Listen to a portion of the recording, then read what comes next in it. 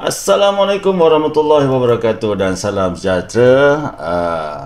Kita berjumpa lagi di dalam siri perkongsian pendidikan digital di dalam Bicara KPP.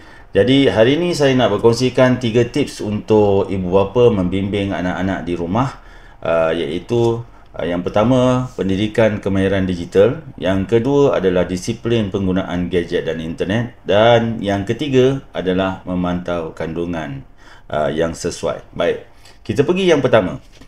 Apakah itu pendidikan kemahiran digital? Jadi sebagai ibu bapa pada hari ini, kita melihat anak-anak kita memang advance ataupun lebih terkehadapan daripada kita dalam segi penggunaan teknologi. Namun begitu, kita sebagai ibu bapa perlu duduk bersama-sama dengan mereka untuk ajarkan tentang privacy, tentang teknologi yang selamat dan bertanggungjawab, dan ceritakan tentang pentingnya menjaga maklumat-maklumat yang penting sebagai contoh ID pengguna, kata laluan dan juga maklumat-maklumat berkaitan dengan lokasi sebagai contoh di dalam media sosial. Tidak sepatutnya kita berkongsikan lokasi-lokasi yang menyebabkan kita menghadapi risiko-risiko seperti pecah rumah dan lain-lain.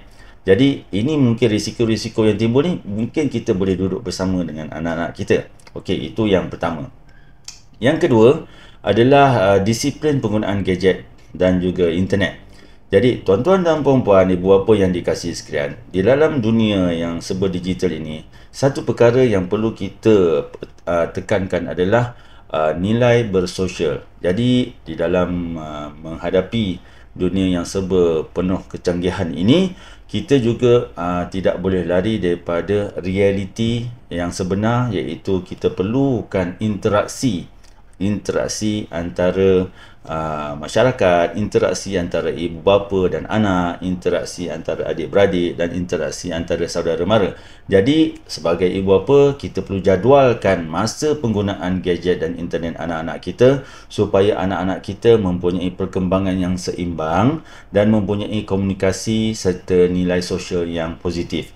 Jadi tidaklah mereka duduk dalam bilik bercakap seorang-seorang, bercakap dengan komputer, takut-takut nanti esok satu masa dia kahwinlah dengan komputer. Itu yang kita tak nak. Jadi kita perlu menerapkan nilai sosial dan akhirnya supaya kita dapat melihat anak kita berkembang dengan secara holistik. Baik.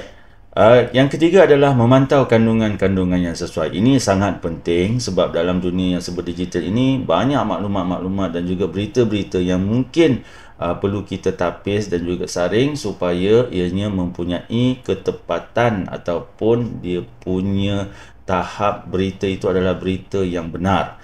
Jadi dalam perkara yang ketiga ini, sebagai ibu bapa kita perlu duduk bersama dengan anak-anak kita supaya kita dapat menilai berita mana yang palsu, berita mana yang benar, dan berita mana yang memberikan implikasi negatif dan berita mana yang memberikan implikasi yang positif.